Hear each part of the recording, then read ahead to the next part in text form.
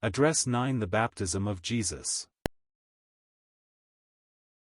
Now in the 15th year of the reign of Tiberius Caesar, Pontius Pilate being governor of Judea, and Herod being tetrarch of Galilee, and his brother Philip tetrarch of Iturea and of the region of Trachonitis, and Lysanias the tetrarch of Abilene, Annas and Caiaphas being the high priests, the word of God came unto John the son of Zacharias in the wilderness. And he came into all the country about Jordan, preaching the baptism of repentance for the remission of sins, as it is written in the book of the words of Isaiah the prophet, saying, The voice of one crying in the wilderness, Prepare ye the way of the Lord, make his paths straight. Every valley shall be filled, and every mountain and hill shall be brought low, and the crooked shall be made straight, and the rough ways shall be made smooth, and all flesh shall see the salvation of God. Then said he to the multitude that came forth to be baptized of him, O generation of vipers, who hath warned you to flee from the wrath to come? Bring forth therefore fruits worthy of repentance, and begin not to say within yourselves, We have Abraham to our father, for I say unto you, that God is able of these stones to raise up children unto Abraham. And now also the axe is laid unto the root of the trees, every tree therefore which bringeth not forth good fruit is hewn down, and cast into the fire. And the people asked him, saying, What shall we do then? He answereth and saith unto them, He that hath 2 coats, let him impart to him that hath none, and he that hath meat, let him do likewise. Then came also publicans to be baptized, and said unto him, Master, what shall we do? And he said unto them, Exact no more than that which is appointed you. And the soldiers likewise demanded of him, saying, And what shall we do? And he said unto them, Do violence to no man, neither accuse any falsely, and be content with your wages. And as the people were in expectation, and all men mused in their hearts of John, whether he were the Christ or not, John answered, saying unto them all, I indeed baptize you with water, but one mightier than I cometh, the latchet of whose shoes I am not worthy to unloose, he shall baptize you with the Holy Ghost and with fire, whose fan is in his hand, and he will thoroughly purge his floor, and will gather the wheat into his garner, but the chaff he will burn with fire unquenchable. And many other things in his exhortation preached he unto the people. But Herod the tetrarch, being reproved by him for Herodias his brother Philip's wife, and for all the evils which Herod had done, added yet this above all, that he shut up John in prison.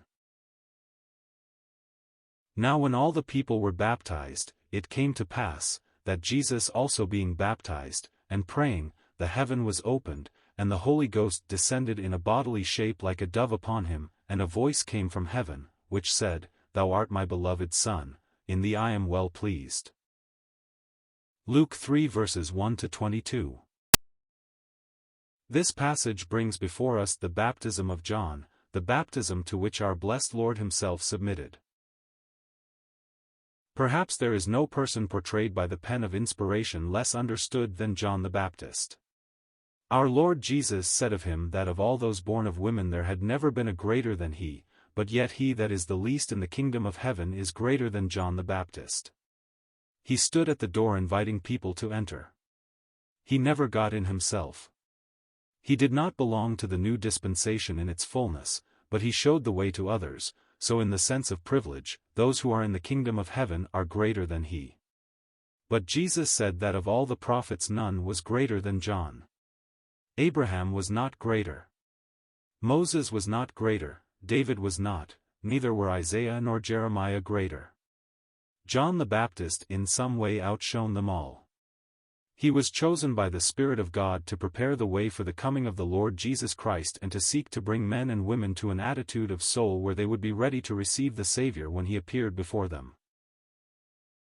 In telling the story, Luke is very specific. He writes as a careful historian. He gives us dates that any readers of his own time would have been able to verify, and that we ourselves to some extent are able to verify today. He tells us exactly when John the Baptist began his ministry. It was in the 15th year of the reign of Tiberius Caesar, Pontius Pilate being governor of Judea, and Herod, tetrarch of Galilee. This was a grandson of the infamous Herod who was responsible for the slaughter of the babes in Bethlehem. His brother Philip was tetrarch of Iturea and of the region of Trachonitis, and Lysanias was the tetrarch of Abilene. John got into trouble later on because of the fact that Herod lured away his brother Philip's wife, and took her to himself. Then we are told that Annas and Caiaphas were high priests in Judea. We might ask, according to the Old Testament scriptures, how could there be two high priests? There was to be only one high priest at a time, and then he was to be succeeded by his son. But at this time everything was out of order, and the high priesthood was a political plum bought and sold by the Roman conquerors who gave the office to the highest bidder. Annas was retired later on, and his son-in-law, Caiaphas, had the position. But they were both recognized as high priests. It was at this time, when Israel was in dire confusion, that the word of God came to John the Baptist. 30 years or more had gone by since his birth. We know nothing of his early training. We are not given any particulars as to how the Lord made himself known to him, and gave him to realize that he was appointed to be the herald of the coming of the Savior. Evidently for some time he had been dwelling in the wilderness. Many of God's servants had graduated from the University of the Wilderness. Moses was given a postgraduate course there for 40 years. Much of David's training was given him in the wilderness. Take Elijah the prophet, what lessons he had to learn out in the desert. And our blessed Savior himself spent 40 days in the wilderness of Quarantana.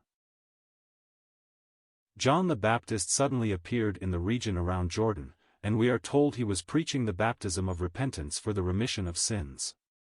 He was not telling people that if they would be baptized their sins would be remitted. There is no such doctrine as that in Scripture. When we read of being baptized for the remission of sins, it means that by baptism one confesses that he deserves to die. When John the Baptist called upon the people to be baptized confessing their sins, he was telling them that they were lost, that they deserved to die, that they could not make atonement for their own sins, but he told them of one who could. Some people imagine that John knew nothing of the grace of God. They forget that his real message was this: "Behold the Lamb of God, which taketh away the sin of the world." Who said that? John the Baptist. That is the gospel of the grace of God. Did John the Baptist preach the gospel? Yes. He told men that only through the Lamb of God, the Lord Jesus, would their sins be remitted. He stood there in the Jordan Valley and he drove home to the people their sins. We are told that those who believed his words justified God, and were baptized of him in the Jordan, confessing their sins. Their baptism was the outward acknowledgement of their lost condition. All this was in accordance with prophecy. We are referred to chapter 40 of Isaiah, where God says, comfort ye my people, saith your God." The prophet looks up and asks, "How will I comfort them?" The voice of God says, "Cry that all flesh is grass and all the goodliness thereof is as the flower of the field." If God is going to comfort men, they must first own their utter good-for-nothingness in his sight. To bolster men up in their own self-righteousness by trying to make them believe they have ability in themselves whereby they may save their own souls, is simply misleading men, and those who so preach will be responsible for soul murder. The true servant of God is to put before men their lost condition in order that they may see their need of a Savior.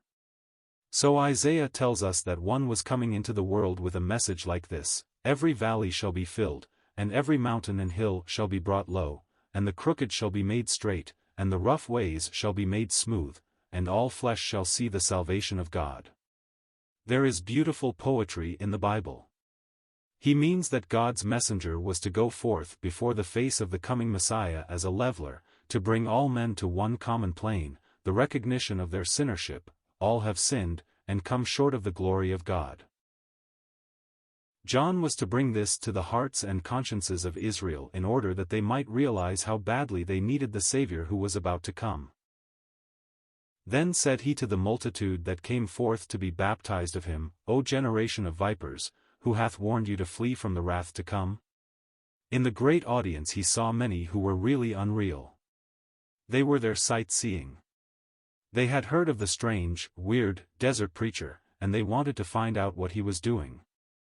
So John turned to them and said, "All of you who have never been born of God, who are not honest with God, and do not want to be honest with God, who warned you to flee from the wrath to come?" John says, if you profess to be the people of God, evidence this in your lives. Bring forth fruits worthy of repentance. Do not misunderstand me. He was not saying they could be saved by anything they might do. They were in the place of covenant relationship with God. They professed to be the seed of Abraham, and yet their lives were bringing disrepute upon the very name they bore. Whatever you profess to be, evidence it in your lives. Repent. What is repentance? It is self-judgment. It is a complete change of mind and attitude. If you have repented, if you have faced your sins before God, if you know deliverance from them as shown by new lives, you are a truly repentant people. Do not fall back on natural relationship. It would be a small thing for God to raise up children from the stones unto Abraham. The mere fact that you are Israelites does not mean that you are children of God. It is just another way of saying what Jesus said to Nicodemus later on, you must be born again. Then John adds, and now also the axe is laid unto the root of the trees, every tree therefore which bringeth not forth good fruit is hewn down, and cast into the fire. In many places today you will hear beautiful, eloquent sermons that really would amount to this: the axe is laid to the fruit of the tree. In other words, men are told, give up your bad ways. Give up your evil behavior. Everything will be all right and you will be saved by reformation. You will be saved by ethical culture. You will be saved by character. That's all you need. Imagine an orchardist trying to make a bad tree produce good fruit by cutting off all the imperfect fruit. The next crop will be just more bad fruit. The more you keep cutting it off, the more bad fruit there will be. It won't change the nature of the tree at all. The apple tree isn't an apple tree because it bears eatable apples. It bears good apples because it is a good apple tree. A crabapple tree isn't bad because it bears crab apples. It bears crab apples because it is a crabapple tree. A man isn't a sinner because he sins. He sins because he is a sinner. That's the trouble with him. That's why he needs to be born again. That's why John the Baptist came saying, cut it down completely. Let there be a new thing altogether. The axe is laid to the root of the trees, every tree therefore that beareth not good fruit shall be hewn down, and cast into the fire. Nothing you can do as a natural man will enable you to bring forth fruit to God. The Apostle Paul preached the same doctrine that John the Baptist preached. He told the Ephesian elders that throughout his ministry, he preached repentance toward God and faith in the Lord Jesus Christ. Repentance means that the natural man takes God's side against himself. God says, all have sinned. Man says, I'm not a sinner. The penitent confesses he is a sinner. He acknowledges his sin. He confesses his guilt. There is a Savior for sinners. That's the gospel. This is a faithful saying and worthy of all acceptation, that Christ Jesus came into the world to save sinners. But it is only the repentant one who cares anything about his Savior. When men do not realize their lost condition, they do not care. But when the Holy Spirit of God awakens a man to see his need, he is ready for Christ. When John the Baptist's ministry takes effect, and when men realize the axe is laid to the root of the tree, and they come down before God and take sides with God, they say, tell me about the Savior, and then the further message of John the Baptist fits in, behold the Lamb of God, which taketh away the sin of the world. When John saw the people were repentant, he baptized them and they confessed their sins. He expected them, however, to give some evidence of their sincerity. If you have 2 coats, look around for a fellow who doesn't have one, and if you have more food than you need, divide with somebody else. There are many professing Christians who could not stand that test. One evidence that a man is truly repentant toward God is that he has real concern for his fellow men who are in worse circumstances than he is himself. So John says, "Show yourself by your concern for others."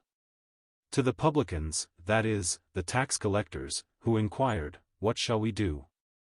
he said, "You be careful now. Don't you gouge the people. Don't you take any more than you should, exact no more than is appointed you." That would be the evidence of a repentant tax collector.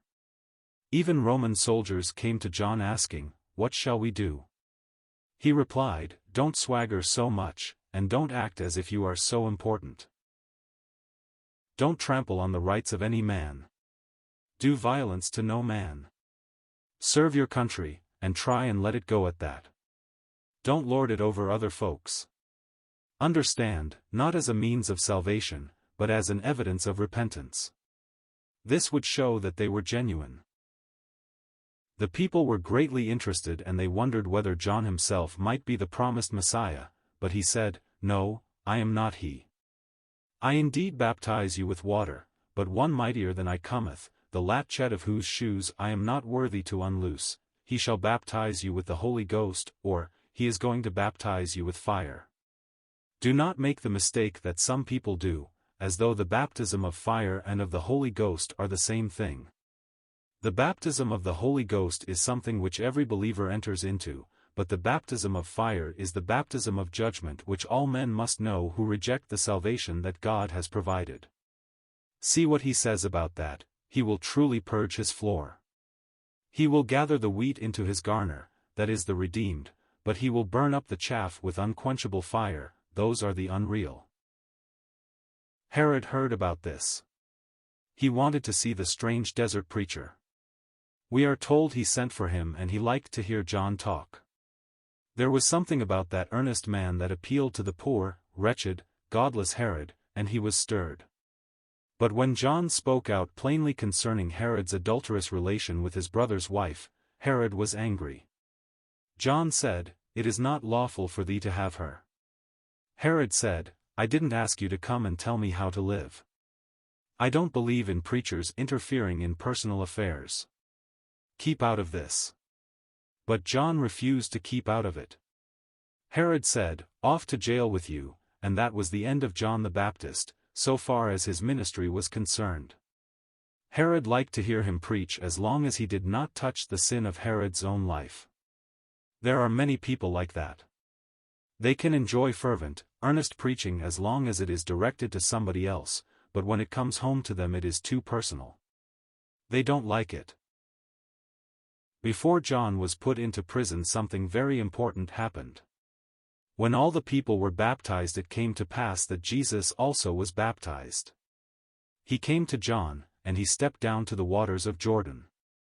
John drew back as he recognized him, and said, as it were, "I cannot baptize you in repentance. You have nothing to repent of. I have need to be baptized by you." But Jesus replied, in effect, "John, you baptize me. I know that I am not a sinner, but I see these sinners being baptized, and I am going to take my place with them. I am here today to pledge myself to fulfill every righteous demand of the throne of God on their behalf." It was his pledge to go to the cross and die for sinners. So John baptized him. When I see my Lord going down into Jordan, I say, there he is promising to go to the cross and die for me. He came forth from the waters, and the Spirit descended like a dove upon him, and a voice was heard saying, "Thou art my beloved Son, in thee I am well pleased." At the very time when he had pledged himself to fulfill all righteousness on behalf of sinners, which involved his being made sin for them, God the Father signified his delight in him and declared him to be the Holy One who glorified him in all his ways.